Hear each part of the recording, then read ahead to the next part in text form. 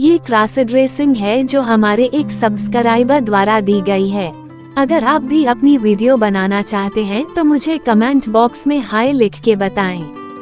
कृपया हमारे चैनल को सब्सक्राइब करें। मेरा नाम अंकित है। ये कहानी आज से 5 साल पहले शुरू हुई थी। उस समय मैं 18 साल का था। मैं बचपन से ही मौसी के साथ रहता था। मौसी की कोई संतान नहीं होने की वजह से मौसी ने मुझे गोद ले लिया। मौसी ने मुझे अपने घर में रख लिया। मौसी के साथ उनकी एक सुंदर सी लड़की भी रहती थी। उसका नाम अंजलि था। वो मुझसे 2 साल बड़ी थी। मेरी मौसी का नाम अनुराधा था। उनको मैं प्यार से अनु मौसी कहता था। शुरू में मुझे अकेलापन बहुत खलता था, लेकिन कर भी क्या सकता था। एक दिन जब घर में मैं अकेला था तो मैं नहाने के लिए बाथरूम में गया। वहाँ अंजलि दीदी की ब्रा और पैंटी एक कोने में पड़ी थी। मुझे पता नहीं क्या हुआ कि मैंने पैंटी पहन ली और फिर ब्रा भी पहन ली और बड़ी मुश्किल से ब्रा का हुक भी लगा लिया। अब एक अजीब सी गुदगुदी होने लगी। मुझे ब्रा पैंटी पहनकर बहुत अच्छा लगा रहा था। मुझे अब एक नया शौक भी लग गया था। अब ये सब मेरा रोज का नियम हो गया। बाथरूम में मेरे अंदर एक लड़की का जन्म हो चुका था। अंजलि दीदी ने मौसी से पूछा, मम्मी क्या आपने मेरी ब्रा और पैंटी को धोया था? नहीं। क्यों, क्या हुआ? आंटी ने कहा, अरे वो मेरी ब्रा का हुक टूट गया है, दीदी ने बताया। मैं अपने कमरे में बैठा सब सुन रहा था। मेरा दिल धड़कने लगा कि शायद अब मेरे बारे में ये लोग जान ना जाएं। लेकिन जैसा कि आप सब जानते हैं कि एक मेरे जैसे नवयुवक को जो नया क्रॉस ड्रेसर बना हो, उसको रोकना मुश्किल होता है। मेरी लड़की बनने की इच्छा अब इतनी बढ़ गई थी कि मैं बस मौके की तलाश में रहता था। और फिर एक दिन आंटी को अपने मायके में किसी काम से जाना पड़ा। अब 2 दिन तक मैं और अंजलि दीदी बस हम दोनों को घर में रहना था। रात को दीदी ने मुझे अपने कमरे में बुलाया और कहा, अंकित एक बात बताओ, क्या तुम मेरे ब्रा और पैंटी पहनते हो? देखो सच बताना, मैं किसी से नहीं कहूँगी। उन्होंने मेरा हाथ पकड़कर पूछा। जी दीदी, वो मेरे मुंह से बस इतना ही निकला, अरे पागल सच बता, कसम से किसी से नहीं कहूँगी। वो मुस्कराते हुए बोली, जी दीदी मैंने पहने हैं। मैंने इतना कहकर अपनी नजरें जमीन पर झुका ली। देख, इसमें कोई बुराई नहीं है, लेकिन तू मुझे तो बता सकता था, वो बोली। मेरी आंखें नम हो गईं। दीदी मुझे लगा कि आप मेरा मजाक न बनाएं, इसलिए मैंने नहीं बताया था। अरे पागल, मुझे तो खुशी है कि मुझे एक बहन भी मिल गई जिसके साथ मैं भी अपने मन की बात कर लिया करूँगी। दीदी ने प्यार से मुझे गले लगा लिया। अच्छा ये बता कि तू सिर्फ ब्रा और पैंटी पहनता है या पूरे कपड़े पहनना चाहता है? दीदी ने पूछा। दीदी सब कुछ, मैंने कहा। मतलब? दीदी ने आश्चर्य से पूछा। साड़ी, ब्लाउज, पेटीकोट, चूड़ियाँ, मेकअप सब कुछ, मैंने खुशी से बताया। ओह, इसका मतलब अब तू लड़की बनकर देखना चाहता है कि तू कैसा लगेगा? दी हंसकर पूछा। जी दीदी, मैंने भी धीरे से कहा।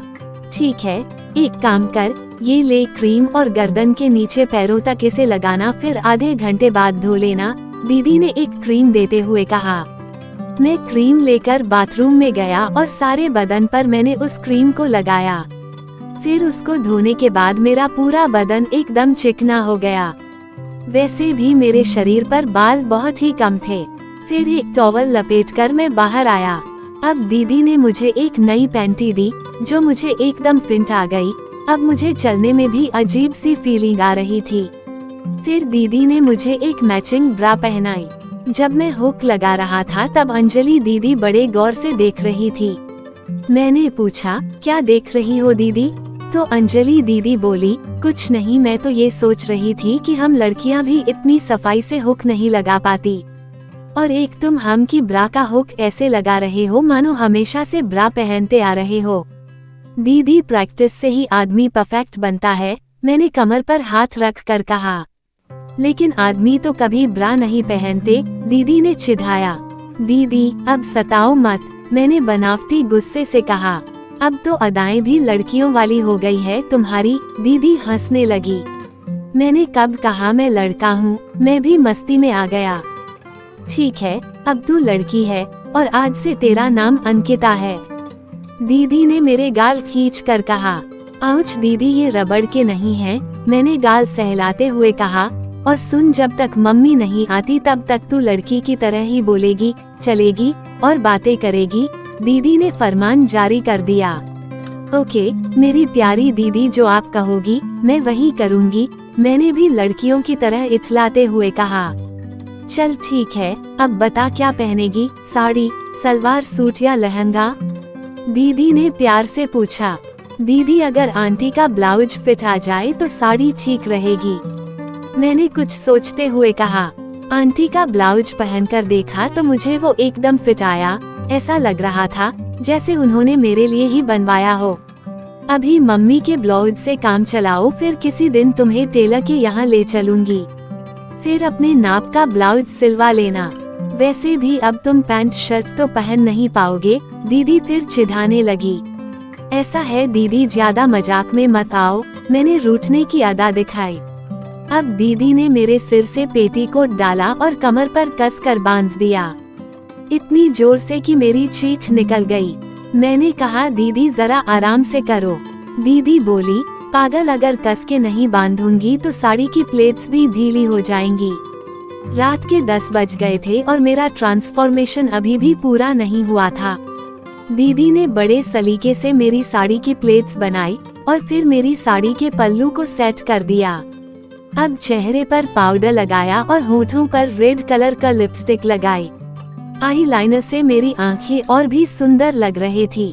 अब उन्होंने एक बॉक्स खोला और उसमें से चूड़ियां निकालकर मेरी पतली कलाइयों में पहना दी। तेरे हाथ इतने प्यारे हैं, बस थोड़ी सी देखभाल कर लिया कर, बिल्कुल मेरे जैसे हो जाएंगे। दीदी मेरे हाथों को देखकर बोली।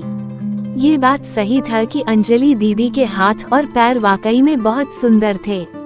उनके हाथों और पैरों के नाखून भी काफी स्टाइलिश लगते थे और उन पर मैचिंग नेल पॉलिश गजब का लग रहा था। अब तू अपने नाखून काटना मत, केवल उनको शेप करना। लड़कियों की सुंदरता उसके हाथों से होती है, बात करते समय उनके हाथ ही बोलते हैं, दीदी ने समझाया। अब दीदी ने मेरे पैरों को देखा, एकदम चिकने गोरे गोरे पैर थे मेरे। सारे नाखूनों को सेट करके उन्होंने डार्क मरून कलर की नेल पॉलिश बड़े सलीके से लगाई। मेरे हाथ और पैर बिल्कुल लड़कियों जैसे लग रहे थे। अब बस एक कसर रह गई, वो कुछ सोचते हुए बोली। अब क्या? मैंने पूछा। अगर इतने सुंदर पैरों में पायल नहीं डाली तो ये नाइंसाफी होगी, वो पायल हाथ में लेकर बोली। अब मैं तैयार हो चुका था। अब जरा चलकर दिखाओ, हम भी देखें कि तुम्हारे अंदर कितनी नजाकत है, दीदी ने कहा।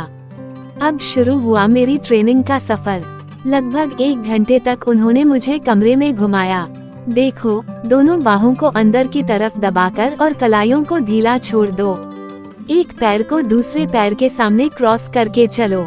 सीने को बाहर निकालो, अपने कंधे सीधे और नजर सामने रखो।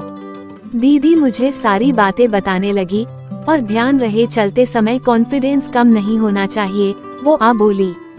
1 घंटे बाद मैं बिल्कुल लड़कियों की तरह चलना सीख गया। मेरी सैंडल की हील ने मेरा हाल बेहाल कर दिया। बस दीदी अब और नहीं, कल कर लेंगे बाकी की प्रैक्टिस, मैं दीदी की तरफ देखकर बोला। फिर हम खाना खाकर सो गए। अगले दिन सुबह उठा तो दीदी ने कहा, आज भी मम्मी नहीं है, क्यों ना आज हम कुछ नया करें? दीदी ने मेरे पास बैठते हुए कहा, आज मुझे स्कूल में पढ़ने वाली लड़की जैसा लुक देना। मैंने खुश होकर कहा, वाओ ठीक है, तुम स्कूल गर्ल और मैं टीचर, बहुत मजा आएगा आज, वो हंसते हुए बोली। फिर क्या था, नहाने के बाद दीदी ने मुझे एक नई ब्रा और पैंटी दी। उसे पहनाकर वो मुझे अपने कमरे में ले गई। फिर दीदी ने अपने पुराने बक्से में से निकालकर अपनी स्कूल ड्रेस दी। वो एक घुटनों के ऊपर तक की स्कर्ट और सफेद शर्ट थी। फिर दीदी ने वो स्कूल ड्रेस मुझे पहनाई। दीदी की स्कूल ड्रेस मुझे एकदम फिट आई। फिर दीदी ने मेरा हल्का सा मेकअप किया और मुझसे बोली, अपने हाथों में से चूड़ियां निकालकर कड़े पहन लो। चूड़ियां सलवार सूट या साड़ी लहंगे पर ही अच्छी लगती हैं। फिर उन्होंने अलमारी में से एक विग निकला और मेरे सिर पर सेट करके उसकी 2 चोटियां कर दी। मेरे लंबे नाखूनों पर लाल नेल पॉलिश लगी हुई थी, जिससे मेरे हाथ बहुत ही मस्त लग रहे थे। फिर मैंने लेडीज सैंडल पहन ली। फिर दीदी ने कहा, तुम अपनी किताब लेकर कुर्सी पर बैठो, मैं अभी आती हूँ। इतना कहकर दीदी वहाँ से चली गई। जब थोड़ी देर बाद दीदी वापस आई तो मैंने देखा दीदी ने एक बहुत खूबसूरत नीली साड़ी और मैचिंग ब्लाउज पहन रखा था। कानों में मैचिंग झुमके, एक हाथ में मैचिंग चूड़ियाँ और दूसरे हाथ में लेडीज घड़ी। उनका साड़ी पहनने का स्टाइल लाजवाब था। वैसे हम जैसे क्रॉस ड्रेसर के जैसी साड़ी अच्छी खासी औरत भी नहीं बांध पाती है, पर दीदी की बात ही अलग थी। अब वो मेरे सामने खड़ी हो गई। हाँ, तो अंकिता आज का काम करके लाई हो क्या? उन्होंने एक टीचर की तरह पूछा। जी मैम, भूल गई, मैंने डरने की नकल करते हुए कहा। क्यों भूल गई? उन्होंने पूछा। जी घर का काम बहुत था, समय ही नहीं मिला, मैंने कहा। ऐसा क्या काम किया तुमने, बहाने बना रही हो? नहीं मैम, सारे घर की सफाई, झाड़ू पोंछा और भी बहुत काम था, मैंने धीरे से कहा। अच्छा चलो ठीक है, कल से कोई बहाना नहीं चलेगा। फिर ऐसे ही मस्ती मजाक में दोपहर हो गई। दोपहर को खाना खाने के बाद दीदी बोली कि अंकिता तुम किचन की सफाई करो, तब तक मैं बर्तन धो देती हूँ। जी नहीं, आज सारा काम मैं करूँगी, आप बस आराम करो। मैंने दीदी को पकड़कर कमरे की तरफ धकेल दिया। छोटी सी स्कर्ट में काम करने में बिल्कुल लड़कियों वाली फीलिंग आ रही थी। जब मैं सिंक में अपने हाथ धो रहा था तो अपने हाथों को देखकर विश्वास नहीं हुआ कि ये मेरे हाथ हैं। एकदम पतली पतली उंगलियां, उस पर आर्टिफिशियल नाखून जो कि पेंट किए हुए थे, और उंगलियों में पतली सी रिंग उनको और भी फेमिनिन बना रही थी। हाथ धोकर मैंने उन पर लोशन लगाया और दीदी के पास बैठ गया। हम दोनों टीवी देखने लगे। फिर अगले दिन आंटी वापस आ गई थी। फिर ऐसे ही समय गुजरता गया। अदी ने मेरा एडमिशन एक नामचीन कॉलेज में करा दिया। मेरी इच्छा को देखते हुए उन्होंने मुझे बात करने का सुझाव दिया। मैंने तुरंत हाँ कर दी। अब मेरी दिनचर्या थोड़ी बिजी हो गई, लेकिन क्रॉस ड्रेसिंग अपनी जगह चालू थी। धीरे धीरे मैंने अपने बाल भी बढ़ा लिए थे। कॉलेज में कोई भी लड़का मेरा दोस्त नहीं बना, क्योंकि मेरा नेचर अलग था। घर में दीदी के कमरे में हम दोनों खूब बातें करते थे। हम दोनों लड़कियों के नए नए फैशन और कपड़ों के बारे में भी बात किया करते थे। कुल मिलाकर मेरी भावनाएं भी लड़कियों जैसी होने लगी थी। अब मुझे लड़कों के जीन्स और शर्ट बिल्कुल अच्छे नहीं लगते थे। मर्दाने बॉक्सर की जगह लेडीज पैंटी ने ले ली। समय समय पर लड़कियों की तरह चलने की, बैठने की और लड़कियों की तरह बातें करने की भी ट्रेनिंग दीदी ने देनी शुरू कर दी। मैं जब बातें करता तो मेरे हाथ भी लड़कियों की तरह चलने लगते। जब कभी भी दीदी के साथ लड़कियों के कपड़े पहनता तो बिल्कुल उनके जैसा ही फील करता।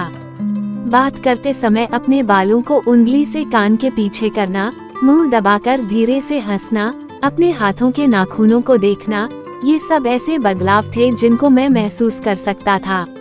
लेकिन ये बदलाव अनु आंटी से ज्यादा दिन छिप नहीं सके। फिर एक दिन आंटी ने पूछा, अंजलि आजकल अंकित का व्यवहार कुछ अजीब सा नहीं लग रहा है? अजीब? वो कैसे? दीदी ने आश्चर्य से पूछा। जरा देख उसे, लड़कियों की तरह चलना, उठना, बैठना और उसने अपने नाखून भी बढ़ा लिए हैं और कंधे तक लंबे बाल कर लिए हैं। मुझे तो चिंता होने लगी है इसकी। पराया बच्चा है, जिम्मेदारी तो हमारी ही है। इतना कहकर वो चुप हो गई। चिंता मत करो, ऐसा कुछ नहीं है, वो जरा फेमिनिन टाइप का लड़का है, दीदी ने दिलासा देते हुए कहा। कुछ दिनों बाद कॉलेज में एक फंक्शन था जिसमें एक प्ले भी होना था। 2 लड़कियों की लव स्टोरी का थीम था। इसमें जो लड़के का रोल कर रही थी वो कॉलेज की सबसे खूबसूरत लड़की थी। उसका नाम सोनिया था। वो एक डोमिनेट टाइप की लड़की थी। लड़कों को तो कुछ समझती ही नहीं थी। वो बहुत अमीर और होशियार लड़की थी, लेकिन मैं उसे मन ही मन चाहता था।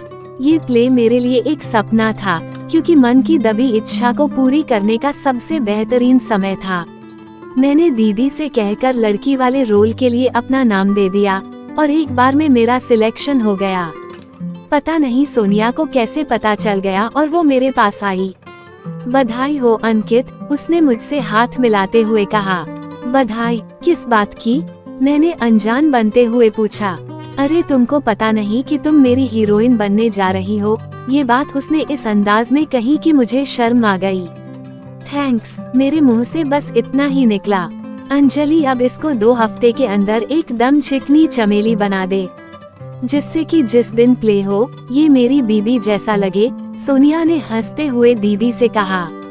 अब 15 दिन के लिए मेरी ट्रेनिंग शुरू होने वाली थी। आंटी के सामने अपने नारी रूप में आने का ये बेहतरीन मौका था। घर आकर दीदी ने आंटी को सारा किस्सा बताया। आंटी ने भी मुस्कुराते हुए अपनी सहमति दे दी। सबसे पहले दीदी मुझे लेकर एक लेडीज टेलर के यहाँ गई और टेलर को ये बताया गया कि कॉलेज में एक फंक्शन है और ये कपड़े उस फंक्शन के लिए सिलवाए जा रहे हैं। नहीं तो बेकार में वो शक करता। अब घर पर मेरी ट्रेनिंग शुरू हुई।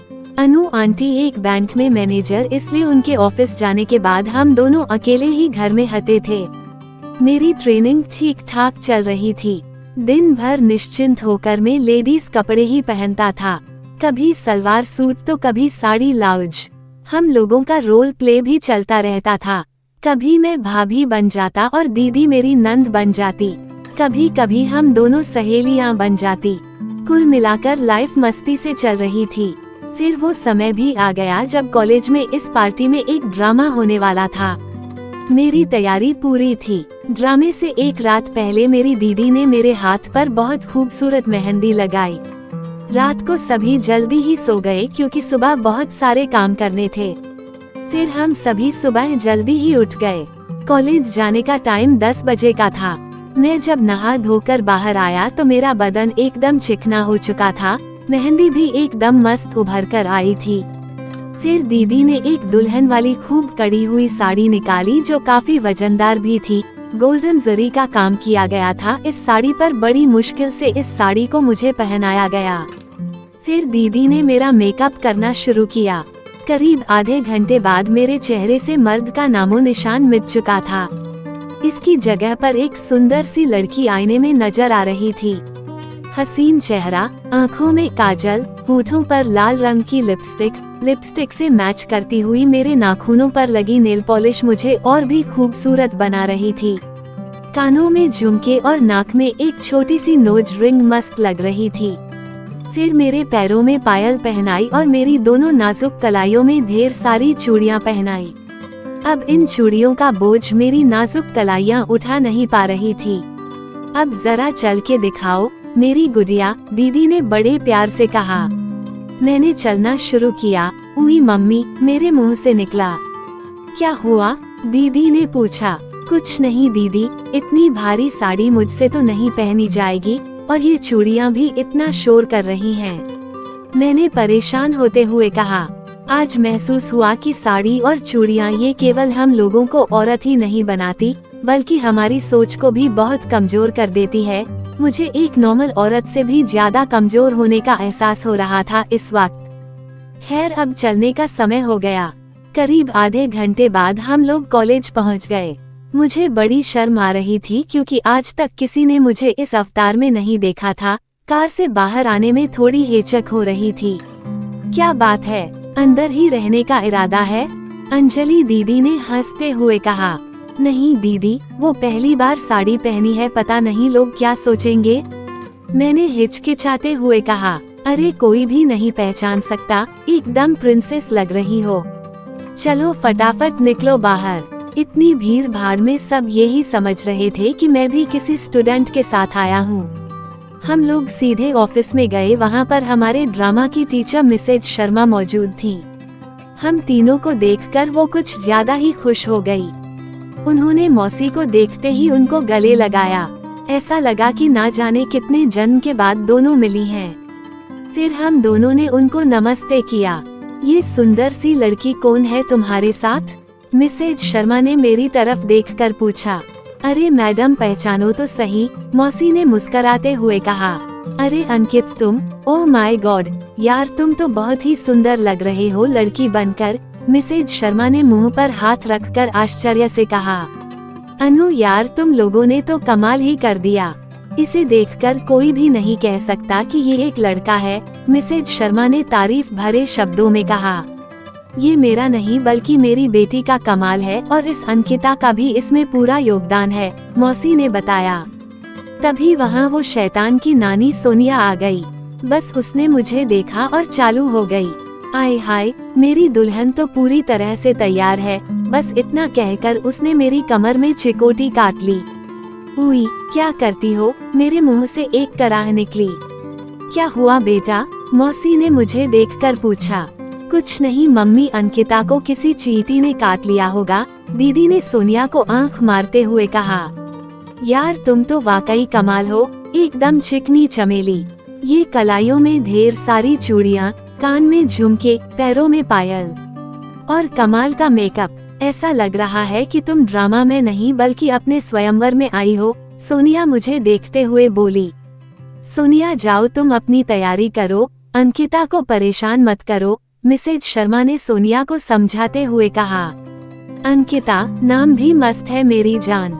मैं उसकी किसी भी हरकत का विरोध नहीं कर सकता था, क्योंकि आज मैं खुद उसके सामने अपनी मर्दानगी को भूलकर अपने हाथों में चूड़ियां पहनकर खड़ा था। मेरे अंदर इतनी भी हिम्मत नहीं थी कि मैं उसको आंख मिलाकर बात भी कर सकूं। खैर ड्रामा शुरू हुआ। वो जीन्स टॉप पहने हुए थी और मैं एक लड़का होकर साड़ी ब्लाउज में था।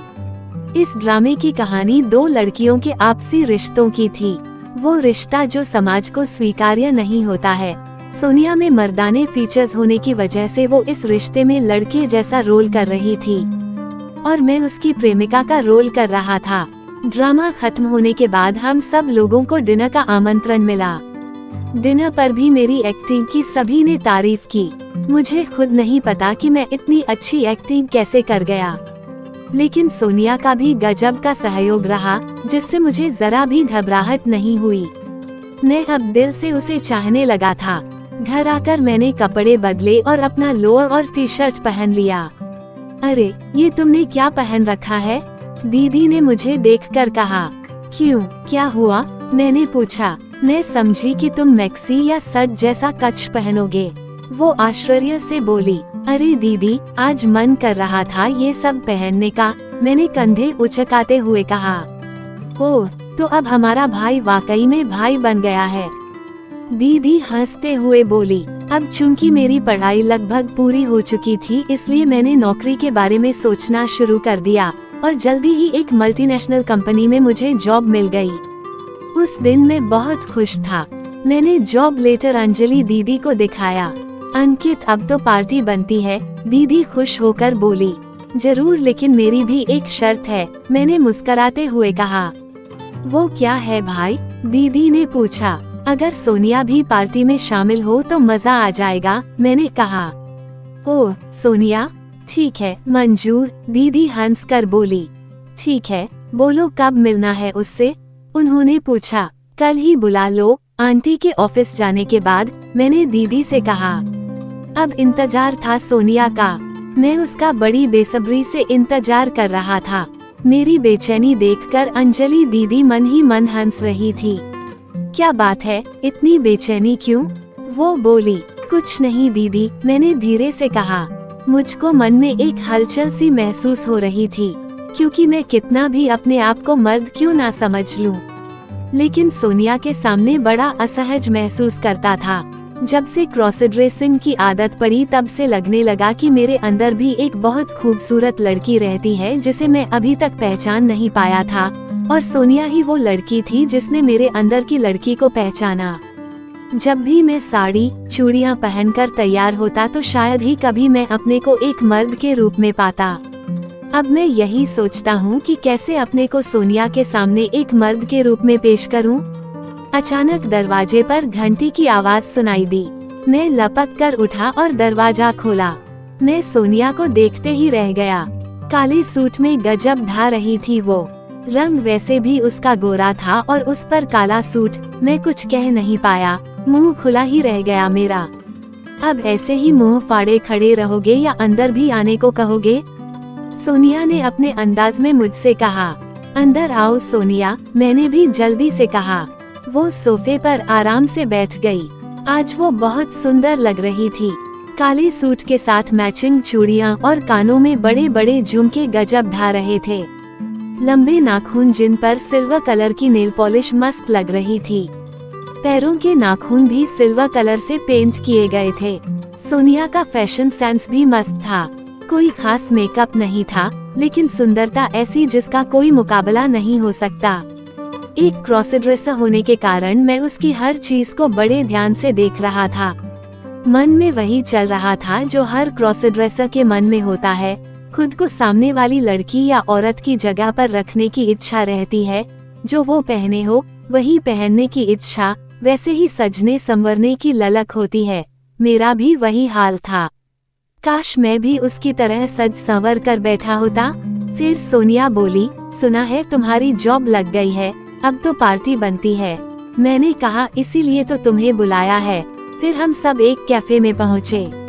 मैंने एक टाइट जीन्स और टी शर्ट पहन रखी थी। जीन्स में मेरे कूल्हे कुछ ज्यादा ही उभर रहे थे। पीछे से किसी लड़की जैसा लग रहा था। कमर भी पतली ही थी, जो कि योगा की वजह से ऐसी हो गई थी। उस पर यूनिसेक्स चेहरे पर एकदम चिकनाहट बता रही थी कि मेरे दाढ़ी मूंछ अभी सही तरह से आए नहीं है। अंजलि दीदी ने लाल रंग का सलवार सूट पहन रखा था और सोनिया भी लाल सलवार सूट में गजब ढा रही थी। हम तीनों ने एक कॉर्नर की टेबल बुक की थी, वहीं से ऑर्डर दे दिया गया। अरे वाह दीदी, हम दोनों की पसंद बिल्कुल एक जैसी है। सोनिया दीदी को देखकर बोली, हाँ यार, मैंने तो गौर ही नहीं किया। दीदी ने भी मुझे देखकर कहा। लेकिन अगर अंकित की जगह अंकिता पार्टी में शामिल होती तो मजा आ जाता। सोनिया मेरी ओर देखकर बोली, अरे भाई कम से कम आज तो छोड़ दो इसे। दीदी ने हंस कर कहा, चलो आज माफ किया। सोनिया भी हंसी। जब खाना हो गया तब मैंने अचानक सोनिया का हाथ पकड़ लिया। सोनिया लव यू मेरे मुंह से अचानक से निकल गया। शायद सोनिया भी इसके लिए तैयार नहीं थी, लेकिन उसने मेरा हाथ पकड़कर पूछा, क्या कहा? सोनिया मैं तुमसे बहुत प्यार करता हूँ। मैं बोला, ओह तो श्रीमान अंकित हमसे प्यार भी करते हैं? वो मेरे गाल खींचकर बोली, प्लीज क्या तुम मेरी जीवन साथी बनोगी? मैंने सोनिया की आंखों में देखते हुए पूछा। अंजलि दीदी ये सब देख रही थी, अब उनसे रहा नहीं गया। यार सोनिया क्यों मेरे भाई की जान लेने पर तुली हो, अब मान भी जाओ। दीदी सोनिया को समझाते हुए बोली, यार दीदी जान तो मेरी तुम्हारे भैया ने बहुत पहले ही ले ली। अब तो मैं केवल एक जिस्म हूँ। सोनिया ने अपने सीने पर हाथ रखकर कहा। वाह क्या अदा है। सोनिया डियर ये स्टेज नहीं है, अब डायलॉग मत मारो। दीदी ने हंस कर कहा, नहीं दीदी ये हकीकत है, मैं पहले ही दिन से इसको अपना बना चुकी हूँ। वो तो मजाक करने की मेरी आदत है। सोनिया गंभीर स्वर में बोली, अंकित मैं भी तुमको अपना जीवन साथी बनाना चाहती हूँ। वो मेरी तरफ देखकर बोली। हम दोनों एक दूसरे का हाथ पकड़कर कितनी देर तक बैठे रहे। होश जब आया जब दीदी ने सोनिया के कान खींचे। उई मम्मी दीदी क्या करती हो? सोनिया चिल्लाई। क्यों नहीं, बस तुमको होश में लाना चाहती थी। मैडम ये कैफे है, कोई पाव नहीं, देखो सब हमारी तरफ ही देख रहे हैं। दीदी ने समझाया। सॉरी दीदी, हम दोनों के मुंह से एक साथ निकला। कुछ दिनों बाद सोनिया के परिवार वाले हमारे यहाँ आए। एक अच्छे होटल में सारा इंतजाम किया गया था। ये शादी एकदम सिंपल तरीके से संपन्न हुई। वैसे भी मैं और सोनिया दोनों सर्विस वाले थे, इसलिए सब कुछ जल्दी ही निपट गया। आंटी के कहने पर मैंने एक फ्लैट ले लिया था। शादी के बाद मैं और सोनिया उसी फ्लैट में शिफ्ट हो गए। मैंने सोचा था कि सोनिया से शादी करके उसे अपनी पत्नी बनाऊंगा, लेकिन मेरे साथ उसका उल्टा ही हुआ। शादी के बाद से ही सोनिया मुझे लड़कियों के कपड़े पहनाती है और मुझे अंकिता कहकर बुलाती है, और वो मुझसे घर के काम भी करवाती है। मुझे भी लड़कियों के कपड़े पहनने की इतनी आदत लग चुकी है कि मैं घर में हमेशा औरतों की तरह सज संवर कर रहता हूँ, और सोनिया भी मेरा पूरा साथ देती है। सोनिया से शादी करके मैं बहुत खुश हूँ। प्लीज मेरे चैनल को लाइक करो और सब्सक्राइब करो, बहुत मेहनत लगती है वीडियो बनाने में, और अपने क्रॉस ड्रेसर दोस्त के साथ शेयर करो। मैं आपके लिए नई वीडियो लाती रहूंगी, प्लीज सब्सक्राइब करें।